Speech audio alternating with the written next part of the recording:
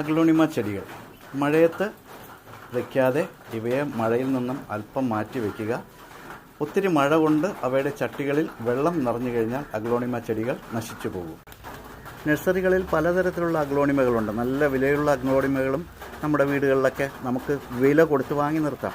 അപ്പോൾ ചെടികളെ മുഴുവൻ മഴയത്ത് നിന്നും അല്പം മാറ്റി നിർത്തുക. ചെടിച്ചട്ടികളിൽ വെള്ളം കെട്ടി നിന്ന് ഇവ ചീഞ്ഞു പോകും.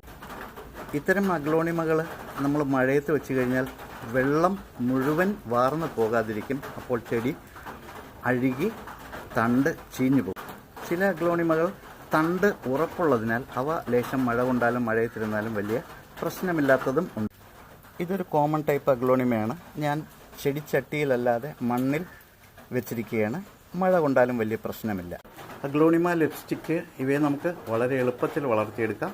കൂടുതൽ വിവരങ്ങൾക്ക് എൻ്റെ ചാനൽ സബ്സ്ക്രൈബ് ചെയ്യൂ. താങ്ക്